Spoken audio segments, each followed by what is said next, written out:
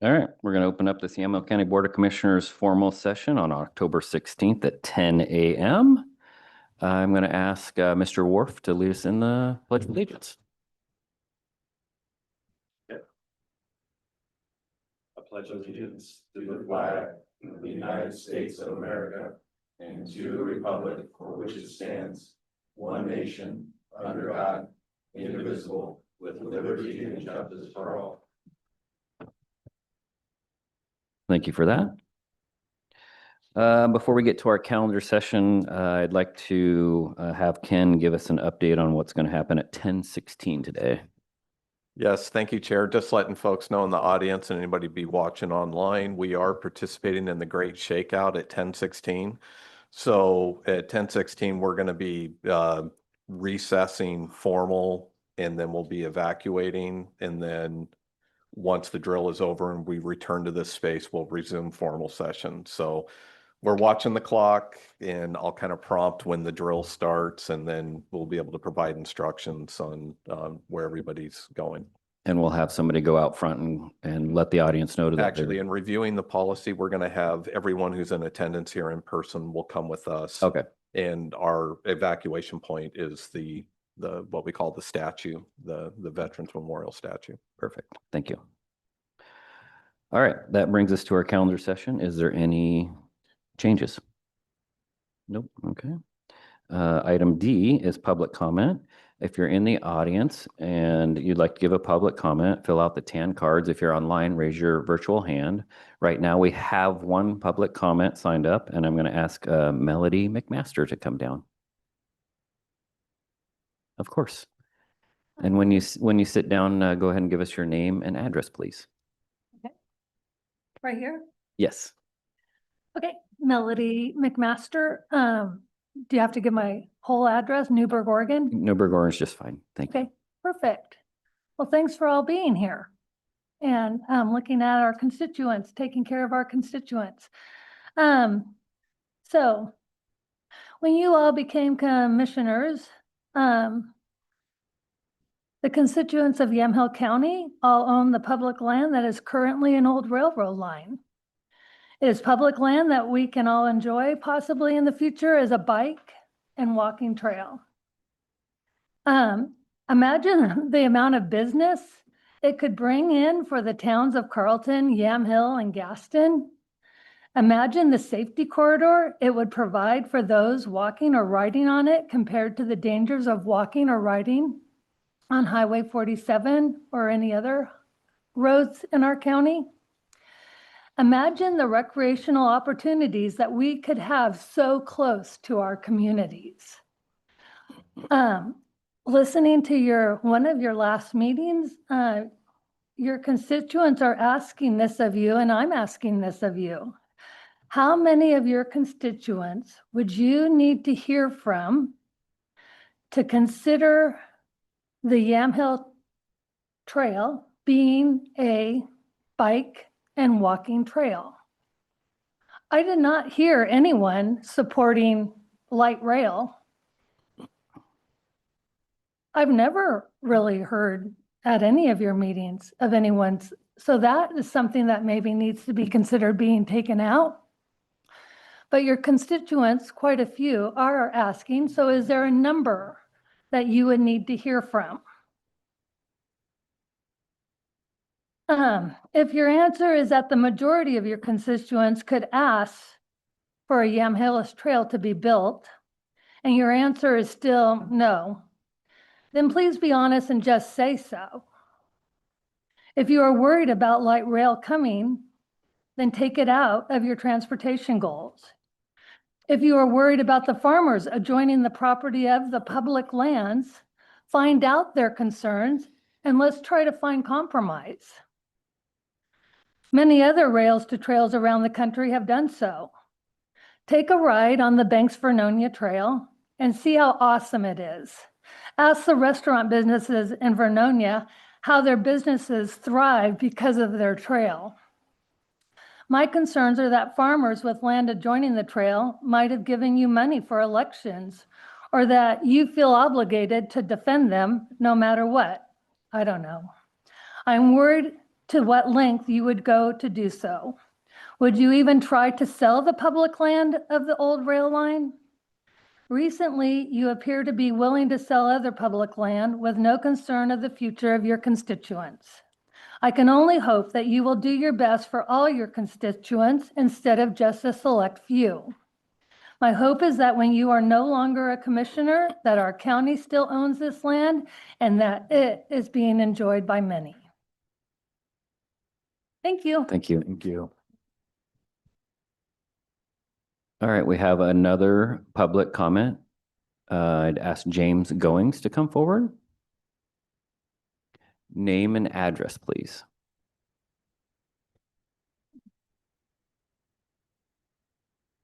My name's James Goings. I live at 2126 Northwest Elm Street, McMinnville, Oregon. And I wasn't going to testify today until I heard that testimony about the trail.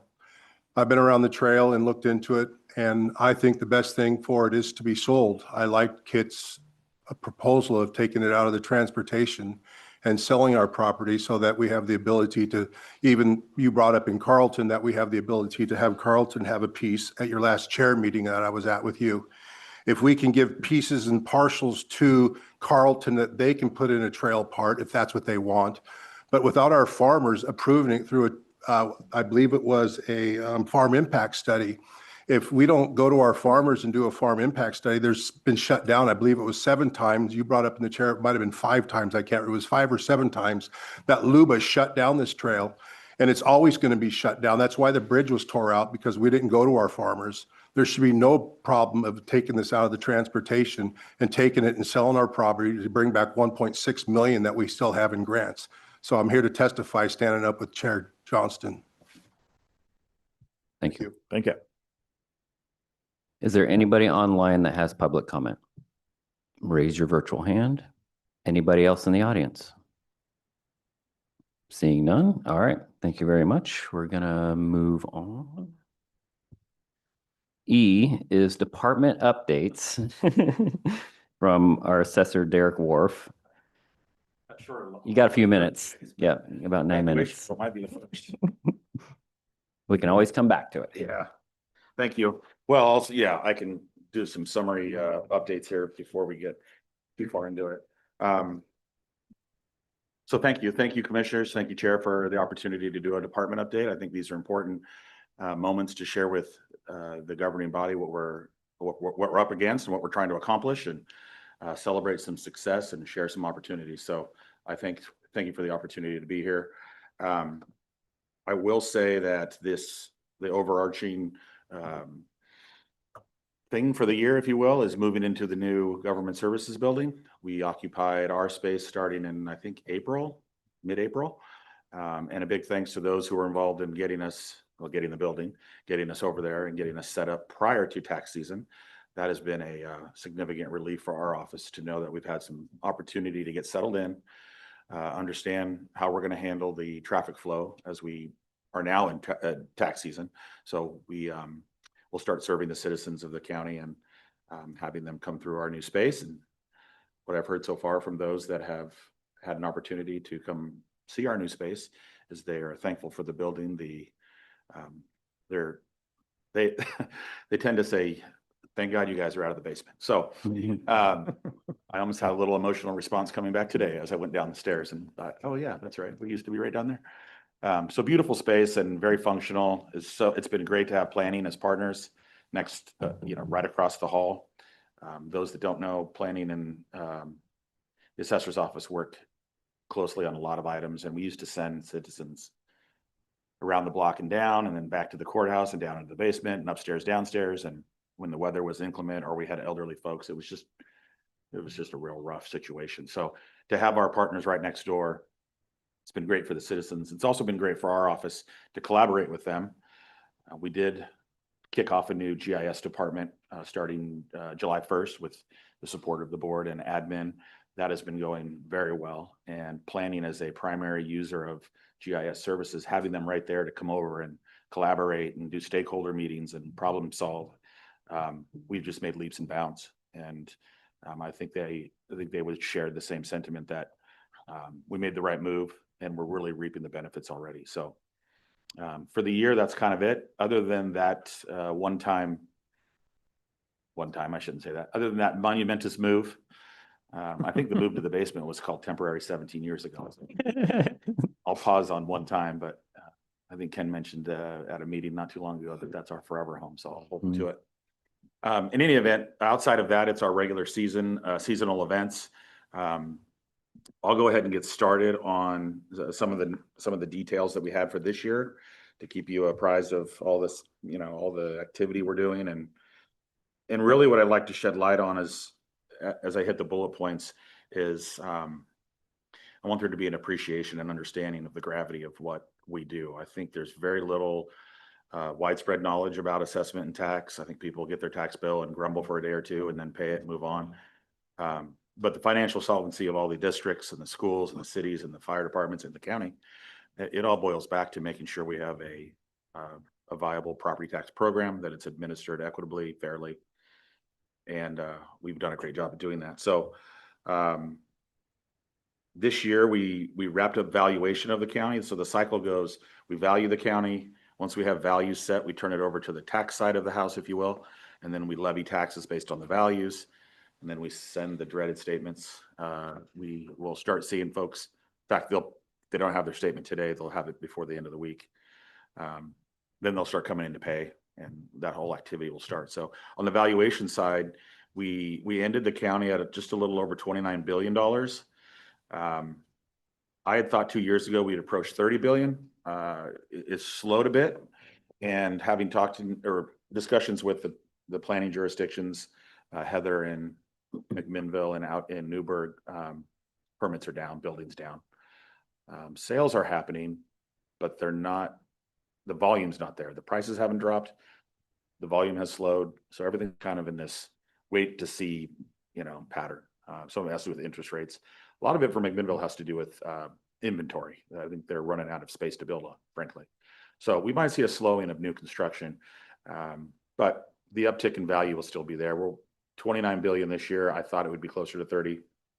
It is what it is.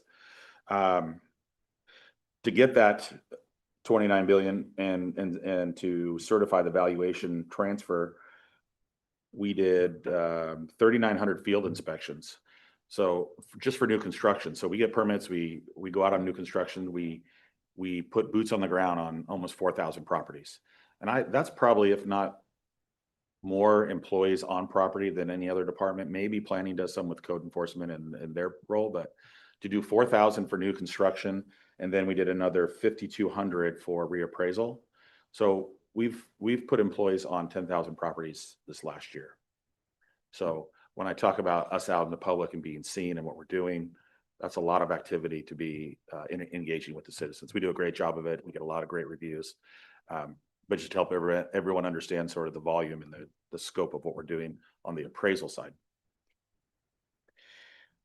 Okay, so that was valuation. After valuation, we get the appeals process. So if you don't like what you see on your tax statement, and I welcome the public, review your tax statement, please. And if you have a concern, reach out to our office. That's what we're there for. A lot of it's education, but some of it can be, my property is not as homogeneous as others. It might not be your standard 3-bedroom, 2-bath, and there's a reason why. So they come in, we'll have an appraiser look specifically at that property, and that's part of the appeal process. I started in 2012. We had 350, 500 appeals. It was a lot. Last year we had 9. So a lot of that has to do with education and getting out in front of the message and helping people understand the scope of mass appraisal and what it means. And also, frankly, toot our own horn, it's just a better appraisal program. We've got better tools and we've taken a better approach. And I think just the valuations are just better. So 9 appeals at the Property Tax Appeal Board. And then outside of the local appeals, there are the state appeals. So when we get somebody who doesn't like what the Board of Valuation or Property Valuation Board has decided, they can appeal to the Oregon Tax Court. And there's 2 divisions there. There's a magistrate division and a regular division. We have one judgment we just got from the magistrate division. We were successful in defending an appeal on a property that was out by the bayou. And then the tax court appeal, I think everyone's familiar with at this point, at least heard of it, is the Lowe's appeal that we finished a 3-day trial on. Thank you to Christian and the county council's involvement and past county council. But we had a really successful trial, and we're statewide. They're looking at what the results of that is going to be, because it's going to impact everyone. So I think conservatively, there's 600 million in property taxes, not value, but actual taxes at stake through last year's appeal. With appeals for this year, because they're going to keep appealing until there's a decision. That could even, you know, that could get to 900 million in taxes. So a lot at stake on that case and the judgment that comes from that. Probably get it in 12 to 18 months, so it'll be a bit, because they tend to take their time when it's statewide. I'm going to cut you off and- there. Yeah. And It's- I'll pause on appeals. Yep. All right, we're going to 10:16. close this meeting out at 10:16. We're going to follow Ken Huffer's lead. Yeah, so we're recessing. So right now, hold on, whereas we go through the earthquake. Yeah.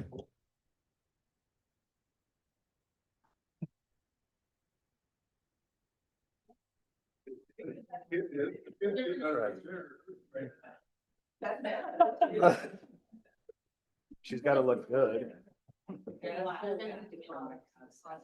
I know.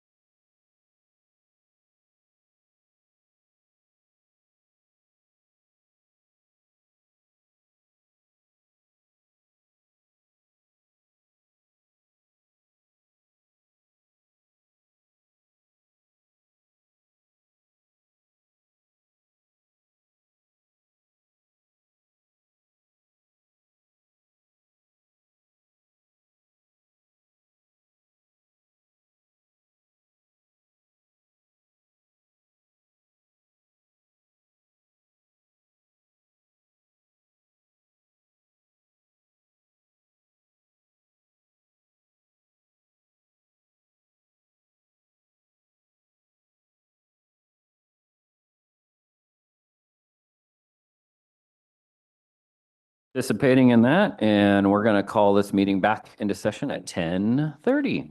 And Derek will proceed from where he left off. Yes, congrats everyone on your successful completion of the Great Shakeout.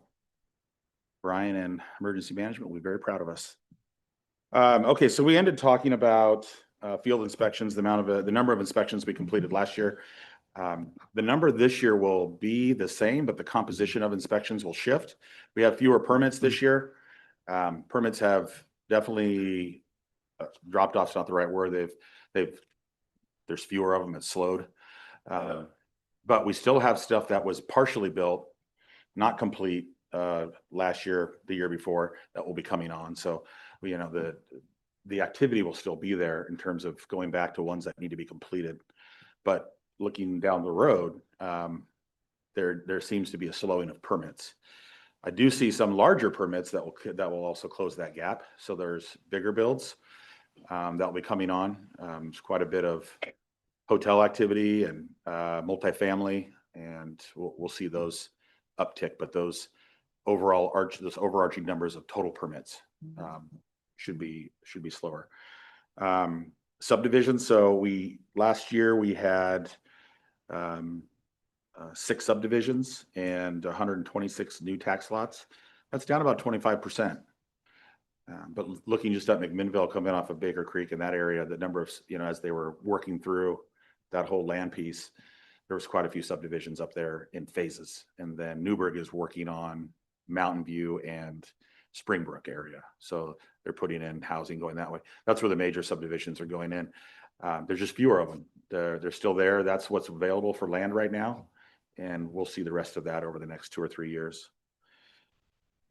So that is appraisal and a little bit of cadastral.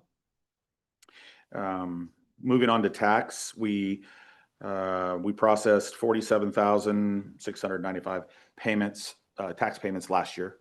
This year will be probably right around 48,000. Get a slight uptick. Those payments come through foot traffic, the mailbox, lockbox, you name it. Comes in a whole bunch of different ways. People can pay by phone. People can pay online.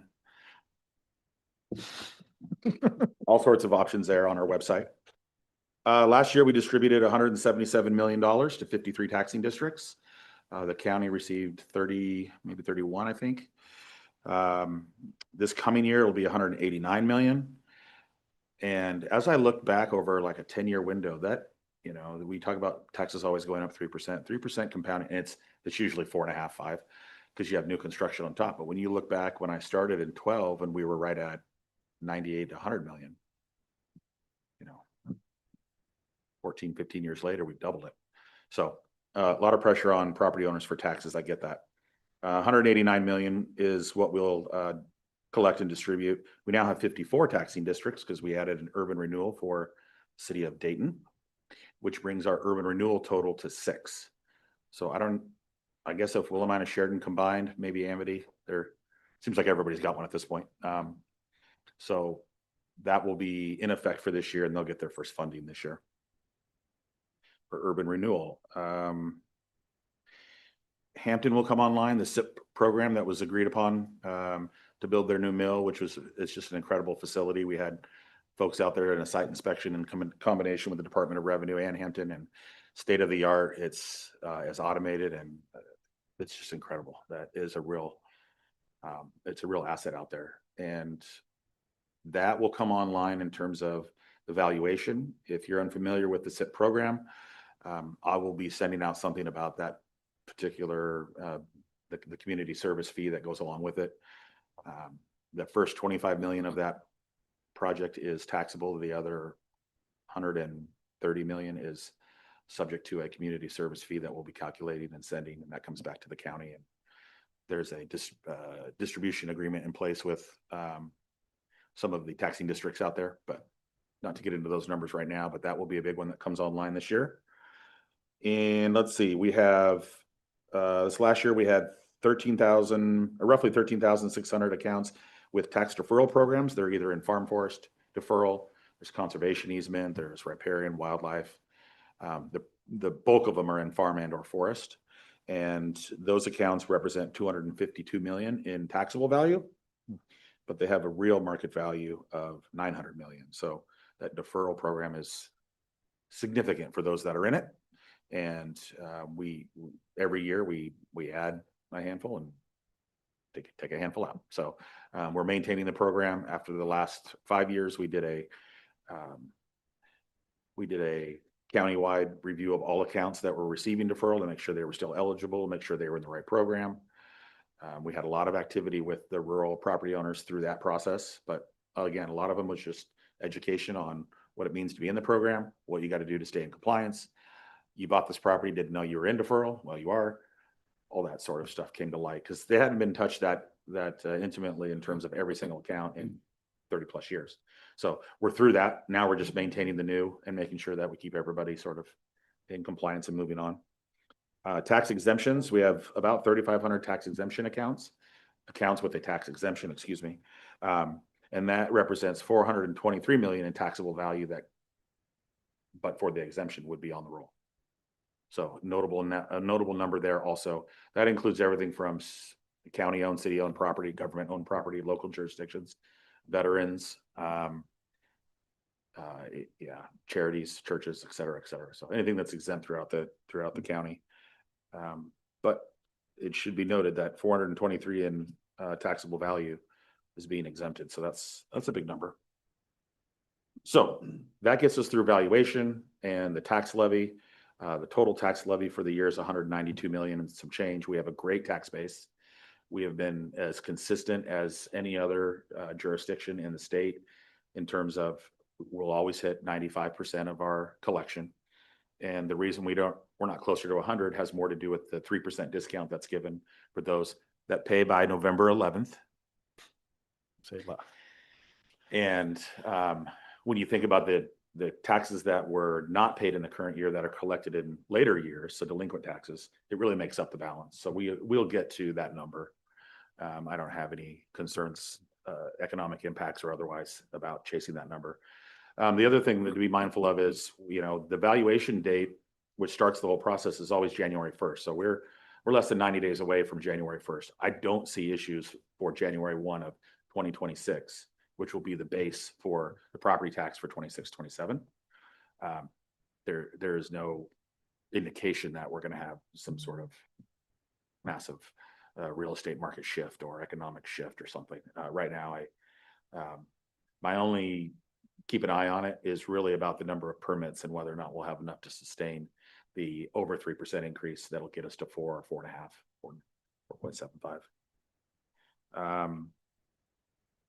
Any questions on that, on sort of the activity before I have the last thing I want to go with is a couple of projects and some personnel stuff, but if you had any questions about volume or activity or I don't have any of any. that? None, thank you. Okay. Look for your statements. You have till November 15th. Okay. On a personnel front, we have a very, very little turnover. I can think of 2 positions, I think, where employees followed their hearts to with their spouses out of state or something to leave our office. Other than that, we haven't had a lot of turnover in the 15 years. I'm excited to say that we did have 5 internal applicants approved for new positions. So it started with a ripple effect. We had 1 retirement, and then somebody moved into that position, somebody else moved into that position, and 25% of our staff moved into a new position. So everybody was, excited to take on a new opportunity to kind of move along. So big win for us. We get to, have a path and growth for employees, but also retain all the employees that were doing the previous job to train the person that's coming up. So we get the opportunity to sort of share the knowledge, keep it in-house, and promote. We had 5 promotions, if you want to call it that. They were just selected internally through the recruitment process. We did hire 1 external employee to sort of fill that one open, when the whole thing trickles down. And so we're excited about that. There's a lot of folks doing new activity that they hadn't done before, and then training others to take their previous spot. So personnel wise, a lot of shift. The number of FTE is remaining relatively the same. We did add a body for the GIS coordinator now that we have a GIS department that we talked about earlier. Brian Hansberry has just done a tremendous job in bringing that together in very short notice, and offering a platform that is now timely, accurate, easy to get to. The sharing of data is becoming seamless instead of problematic. There's less cogs in the wheel. We're just sort of streamlining all that. And we do have a new, it's not really new now. I guess it was July-ish. We put out the new YamhillCountyMaps.com. I think for a long time that was a struggle for citizens to go onto that and see stale data or wrong data or I don't own this, why is my name on it? So we had some challenges with all the complexities of data sharing that have now been erased with creating a central repository and a GIS platform that is the most modern they offer and has all the bells and whistles to bring our stakeholders added value. So internally we have planning and public works and there's a couple other internal ones that are smaller users, but externally we have the city of McMinnville, the city of Newburgh, fire department. We did a digital boundary for the fire department for Mac New Fire. We remember one of the challenges we had when we went through that process is nobody had the digital boundary. We had it in a long, lengthy legal description, but nobody had it to say which lots are in or out. We missed some, yada, yada. Now we've got digital representation, like an authoritative data source to say these are the boundaries of the districts. And Brian's also working on doing these. If he hasn't completed already, I should know, but I don't right at the moment. School districts, all their boundaries will be digitized. The fire districts. And I think we are starting, if not, we will soon. I think we have already, but we're looking at precincts. So working with the clerk's office to digitize the precincts so that we've got less of a sort of fire drill on who's in which precinct and who can vote on what gets what ballot. So again, the definitive source of geospatial data is very important and relevant. And Brian and that support team's done a great job. Big thanks to IT, Shane and his crew. They just, they do their things so well. They're so good at what they do, but it was a huge piece to the lift. And I'm thankful that they were available. So that was personnel. Again, so our FTE, the staffing model, if you will, or the org chart is at 20. That is up from 19 because we added the cartography department. Still now the Department of Revenue, each year we submit our ratio report. It's called, it's a formalized report. It's maybe a couple hundred pages, but it talks about all the work that we did that we just went over, the volumes, the transactions, how many. Their staffing model suggests that we have 25 plus employees. And this year, anybody that was below 70% of their model, they were coming to commissioners' hearings and saying, hey, you've got to find funding to get this, prop up these numbers. And I flat out told them we don't need it. We developed tools around filling spaces that what other counties are using bodies for. And I don't feel like we need 25. I don't need 5 more employees by any means. But I think it's important to share with you that we are working with better tools and doing more with the same number of staff. And it has been for 15 years that we added one body since 2012. We doubled the tax roll, but we added one body. And that body just got added for GIS. It's not even really tax roll. So all those things are going great. Major projects, just quickly here, I'll wrap this up. We did submit our CAFA application. So those that know, we took a run at funding in the long session and could not get it across the finish line. We hope to come back at that in the short session, maybe with a Band-Aid funding request, and then propose ideas in the long session of 27, because the issue is not going away. Where the drain on the general fund is exceeding what the general fund is increasing by in terms of its share for assessment tax, because we're all employees, we're all personnel based. So as personnel costs go up, they exceed 3%. We're going to circle back on that, and hopefully the AOC with their support and another run from the assessors, now that we've got the groundwork really laid and everybody seems to understand the core of the issue. We'll need to get small districts in K-12 willing to contribute in some fashion, somehow, some way. So that will maybe change the CAFA dynamic, but for 2025, it's the same. And it will be what's in the budget we put in, and probably might be slightly over, might be slightly under, but it should be around there. We're currently in a joint RFP with Clackamas County, Lane County, and Wasco County for looking at new software. The software platform we have for CAMA excuse me, for appraisal called CAMA, computer aided mass appraisal, but for appraisal and tax. It really should have sunsetted in the mid 2000s. Other counties were on it and there wasn't a solution in Oregon to go to. It sort of hit Oregon in 95, 97 with Measure 5 and 50. But we're looking at, as a group, going to a new vendor to mitigate cost and to create some leverage with what deeper pockets they might have, frankly. So that process is underway. We're still exploring it. The demos for the software are underway. I don't see that hitting the table probably for 3 years, but there might be a request coming up through the budget to start making a reserve. Because that initial software expense when you do a conversion can be pretty high. So we'll start putting away some dollars for that. I think that's really, that's the major projects we got going, the move in and possibly that. I want to again express my sincere appreciation for the team we've put together in assessment and tax. We are frequently acknowledged throughout the state as one of the best offices there are. And no, yeah, and folks come to us for training. They come to us for new ideas and how are you, solving the problem when they all have without asking for more bodies and asking for significantly more resources. And we share that with them because I think we're all cracking the same sort of problems. And you got to look outside your space to see what other ways to do things are out there. And you've just been a shining light. And so much so that even with Brian in our new cartography position, they're looking at how did a county our size get to having that sort of infrastructure and modern deployment. And yeah, it's been a great collaboration from our friends to the north, northeast, east.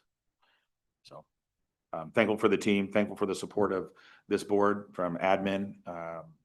We're all working together to get the same results. And I think we meet the expectations and hopefully exceed those of our citizens. And that's our mission. So that's my update. I can tell you that it is seen, and I can tell you that the dedication that you and your team put in is very much appreciated. The other thing is I'd like to thank you for leading the House Bill 3518 messaging. I mean, that's a huge thing as we go into the future in the next 2, 3, 4 years, and you're going to be right there, very knowledgeable about it. And it's very much appreciated that you're representing this county. So thank you. Thank you, Commissioner.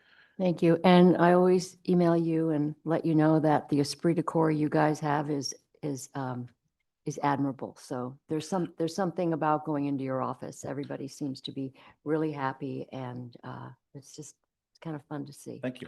I'll echo that. I know that your morale in your office is always very high, and it's always great to see that people really enjoy working there. And the few people that have interacted with have always spoken very highly of working there. I appreciate that. Yeah, great job. Appreciate that. Chili cook-off Today today? is the, I think, Oh. 22nd annual chili cook-off. So, sometimes you just feed them and Hey, they, that's Yeah. why smiles come out. Yeah. Ken doesn't give us chili, so I don't know. Anyway. All right. Thank you very much, Derek. Yeah, thank you for the time. All right, with that, we're going to move on to F is work session. There is none. G is consent agenda. We have a few items on there.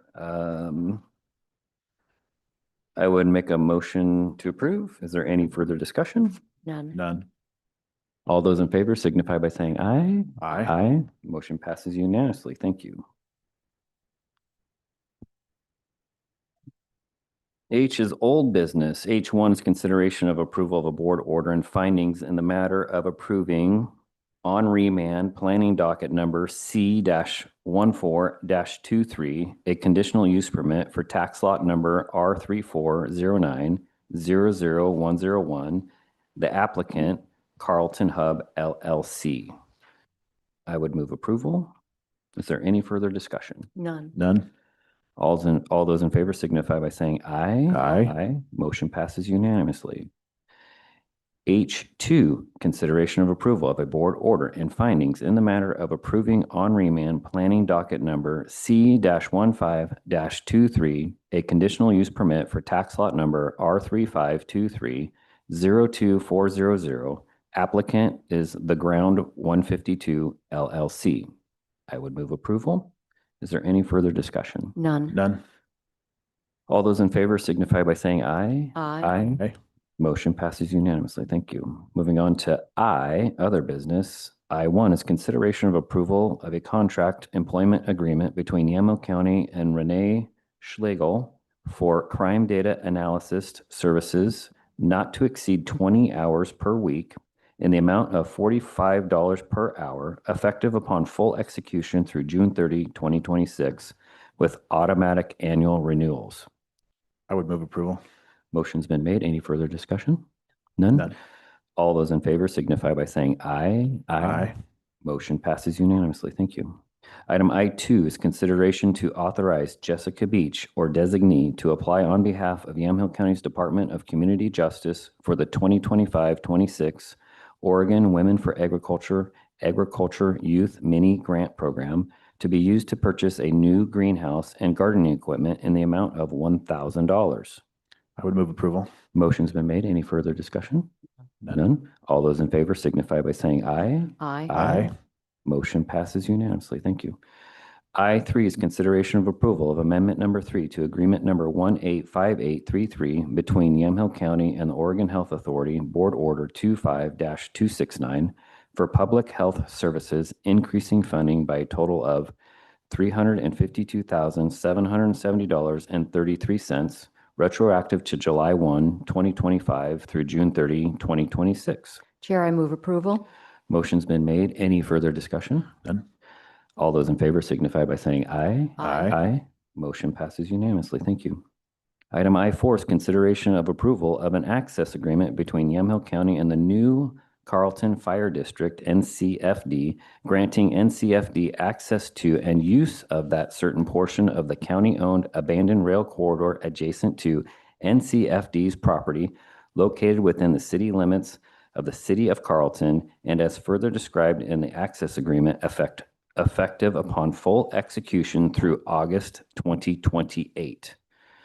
We do have Chief Yek here. If you guys have any questions, he's also going to come up and give a few comments. If you can come forward, Chief, that'd be great.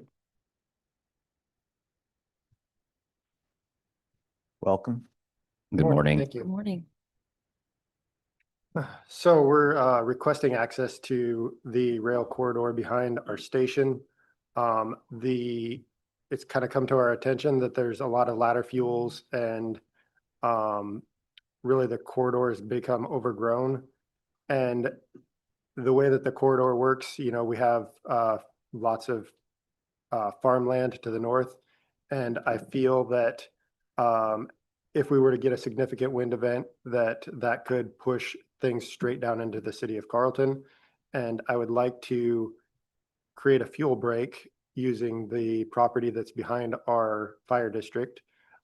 This would be done by our personnel for training, and we would clean it up, take care of it.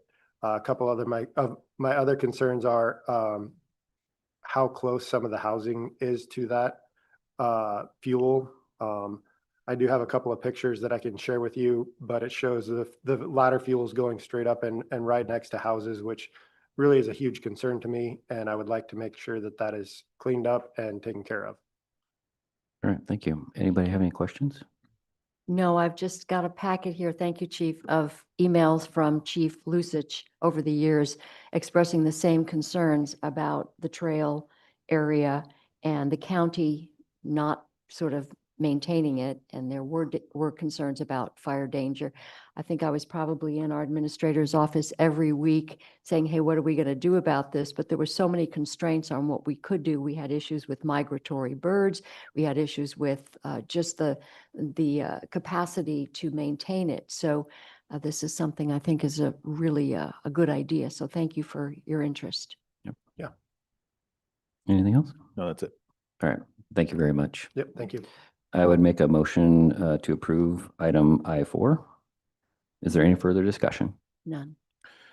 No, I would like to, thank you for coming and agree with the need to make sure that any sort of fire abatement is done on this. So thank you for working on that and putting that forward. Thank you. All right, motion's been made. All those in favor signify by saying aye. Aye. Aye. Motion passes unanimously. Thank you. Item I5 is consideration of approval of a professional services agreement between Yamhill County and Sarah Architects, Inc. for additional design services, contract documents, and construction administration for the Government Services Building, GSB, in the not to exceed amount of $122,873 effective upon full execution for 60 days. Ken, you want to give us a little update on this? Yeah, so the purpose of this agreement and some of this work is already underway, but as we've been progressively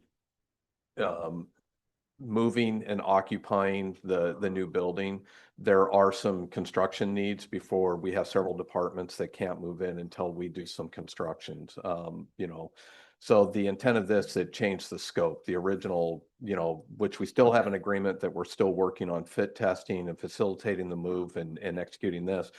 But this agreement is specifically to cover the areas that weren't included in the original scope of work. But through the planning process, we discovered we were going to have to make some further capital improvements to the spaces in order to accommodate, the clerk's office, the assessor's office. There's some improvements that, Derek was here, that he's requested be added to that space.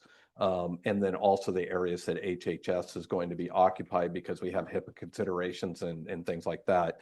So because this is going to be our long-term solution for county government for quite some time, we want to make sure we're doing it right. And in order to facilitate the upcoming procurement process and finalize the designs for the construction elements that need to be done, that's what this agreement is to accomplish.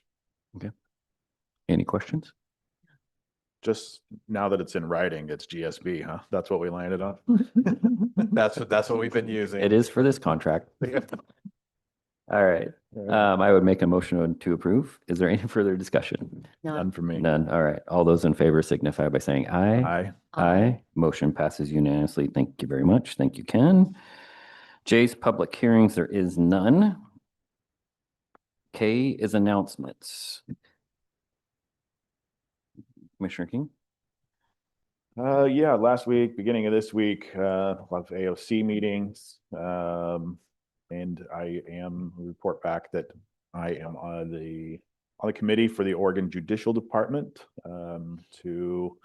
We have to be in their budget for that. We have some improvements to the courthouse here, so I'm hoping to be able to get us some funding in that. Mayor Malcolmson is here. Lafayette Harvest Fest. Got to stop by that. Very impressive turnout, and I think got very lucky on the weather as well. It looked like was lots of people there walking around and buying stuff. It's a great time. Well done. I got a chance to speak at the Washington County Chamber. They had reached out several months ago, and I'm sorry to the sheriff that I had missed the highway dedication ceremony. Carlton Planning Commission, they met a long meeting on Monday, I think it was, and lots of public comment about the gas station going in there. I believe they are coming back to hear it next week on Wednesday. Hoping to get to sit through that nice long meeting. People are not very happy about that. YCOM met this week, and Commissioner Sterritt got to hop in the end. I'll let her give on the ASA portion of that, but final draft for the I-90 is just about done. Speaking to the dues, the radios, to sheriff instead of the YCOM, and updating the IGA with everyone that uses that. So over 7,000 calls and averaging 1 minute and 15 seconds. And that's under the standard of 90 seconds. So I think that's a shout out to that team as well. There's some metrics that go into that that's hard to achieve. Not always able to make it there, but really a great job by Patty and her team. Text to 911 is ready, but not really. They're still hammering out some of the few bugs with some of the major providers, Verizon or T-Mobile or something to that effect. Met with the Stoller Group, and their investment they broke ground this last week, and just their investment into the county is impressive, not only just in the hotels, but to help with infrastructure as well, into whether that's Dayton or McMinnville, is really helping out with roads or some of their water treatment things. So love to see what they're doing in the investment that they've put in for, as they see it, a legacy of 200 years. MEDP awards ceremony, the three of us were there, really highlighting Mac's economic development work. Parks Board last night, I wanted to watch and listen. I get with Travis and the board chair to talk about some ideas that I have and let them take them from there. So, yeah, that's it. Cool. Thank you. Commissioner Sterrett? Thank you, Chair. Yes, Saturday was very emotional for the family and law enforcement who had worked with Sheriff's Deputy Paul Baker, who was killed in the line of duty in 1982. Want to thank Representative Elmer for the work that she did to get this through. I know, Chair, you'll be able to have some information on the fallen officer component of this, which is really something I never knew about. But it was very impressive, and that is going to be a marker out on Highway 99. The Lafayette Harvest Festival, just a testament to a real small city that was able to put together a lot of vendors and folks who came from Gaston and all over. It was wonderful. There were donkeys there, mules, and they were a hit with the kids. AOC on Monday, there was a lot of information on the HHS steering committee, and I wanted to talk a little bit about what is happening there. For those who've been following this, the counties are looking at OHA and saying, listen, there's just the way that the funding is proposed to come is just not acceptable. So we looked at a variety of different things that we can do, and we're working on that, making some provisions because they're asking us to do things that they are not providing funding for. So we continue to work on that. The state is pawning off basically 2 counties the liability from the state hospital that the courts have handed down to them. And I think that the majority of the counties are just not having it. So we continue to talk about that. In legislative committee, we talked about the impacts to the government shutdown, working with each agency. So far, we're not seeing anything that is specifically impacting us. On the veterans and public safety, the state interoperability program is working on a seamless emergency response system. And I know here we put together the Everbridge system. The Oregon Alert is now statewide, but we were pretty proactive. A couple of things regarding funding, and I think it's important to see what the governor is basically the impediments to receiving some of the grant funding because she is digging in her heels in terms of the sanctuary state component. The State Marine Board, as we know, the funding that would come to them would basically be funding that would come a pass-through from the Coast Guard.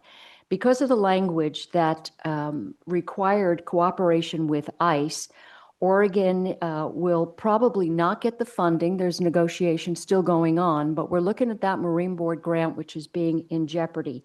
The other things, it's impacting pretty much every kind of funding that's coming to the state. The EMPG grant, which we know that funds the majority of our emergency manager's salary, that thing has been held up because of the immigration and enforcement language, and that one is held up. The FEMA, there's going to be an increase to the amount of funding that is the loss that's required to get reimbursement. So I think we have to look at how this, how the sanctuary state status of Oregon is really going to affect everybody. In terms of the AOC Board of Directors, I did not realize our administrator was on the investment committee, and we talked a lot about the investment options. And as far as the ASA plan and YCOM, I attended YCOM, and that is because, as you know, we have approved, the ASA committee has approved a plan that's been in the works with OHA since 2023. Taking a look at some of the requirements in response times, it doesn't look like that's going to happen. So I'm requesting that we bring it back before the ASA committee, take a look at some of the response time language in the ASA contract, and then send it back to OHA. But that's going to have to go to the ASA committee prior to a recommendation before it comes to us. Yeah, at the last ASA committee meeting, they did recommend approval of the plan in that modified form. But if there are some additional questions that do now need to go back before the committee to consider, I think that's completely appropriate. So what we'll have to talk about is whether or not there's interest in scheduling an additional ASA committee meeting before our next scheduled meeting, and then those issues can be discussed there. And to the extent there are changes made to the plan that has been approved by ASA or by OHA, we did make some slight modifications at the last meeting, which went up to OHA, and OHA said those are fine. They didn't need to do a complete full review again. Perhaps these remaining modifications will have the same result, but otherwise there might need to be some additional OHA review. So I believe it's entirely appropriate if that's the consensus of the board to go ahead and refer that back to the ASA committee to address these issues that have come to light. Yeah, I don't think there's any question about the fact that even the 911, text to 911, the major carriers have pretty much signed off. It's the minor carriers. But we know that component alone will put us over the time requirements that are outlined so far that have been approved by the ASA. We haven't even looked at the fact that 20% of the answering agencies, only 20% are able to make a metric that we have designated in the ASA. So I'm going to be pretty clear that this is not something we can go ahead and approve at this point. Yeah, to back up Commissioner Starrett, Patty had spoke to the metrics that were just unobtainable on their end. And for example, the texting would take on average about 8 minutes. And there's nothing that differentiates in the language of the essay. Yeah. So I would be in support and consensus to. Yeah, it needs to go back before the It's ASA. entirely There's- appropriate to Yeah. have those discussions. And back it's not our to the ASA decision at this committee. point. Correct. Thank you. I would agree. Let's see. Where are we here? We had, I had a meeting with with Chief Warden on the tribe. We continue to talk about the funding concerns at the fire district level, and got some information from him on some of the concerns that are pretty much countywide and statewide. We had PCC had an open house, and it was wonderful to see some of the programs that they are working with the high schools on. That was on Wednesday. That was great. We had the local investment advisory committee, and we talked, and I appreciate the detail that the treasurer brings to us. We talked a lot about interest rates. One of the things that Commissioner Johnston brought up was how interest rates can impact businesses, and you did share something. And I know I've asked your permission to share this as well, so I'm not telling anything out of school. But you talked about the fact that having built up a business and a farm at one point, because the interest rates were what, above 20, Above 20, they spiked above 20 in 20%? the very early 80s. Yeah, And because of that, you lost your farm. the family, yeah. And so, these are things that people need to realize. It really does impact, businesses locally. Had an interview with a public health student at Linfield who's looking at a career, and I shared a different perspective in terms of public health, and I think we need to be taking a different look at it. And last night, really impressive MEDP. I appreciated Patty calling us out at the end and introducing us and acknowledging us, and it was wonderful to see that many people there. The former mayor was there, and just the Dutch test. I mean, that's something that's gotten international notice in terms of the hormone testing that they're doing. So I'll let you talk about that. Yeah, it's very impressive, the businesses that we have in McMinnville that I think a lot of people just aren't aware of. And it's from Applied Technologies to, Empower out there on 18, which everybody can drive by and see. They're expanding tremendously. And then even some of the oldest, like the steel mill and Skyline, they were part of the 9 and 69 back for MIP, McMinnville Industrial Promotions. It's great to see how well those groups all work together too, from the chamber to MIP to MEDP. McMinnville has something great there, and it was awesome to be a part of that. So last Thursday, are you done? I am. Okay. Last Thursday was Lafayette City Council meeting, pretty short and sweet. They approved outdoor seating in their right of way. So that'll be interesting to see how that rolls out, and excited to see the new pizzeria, see if they take advantage of that. Friday and Monday were full days of AOC.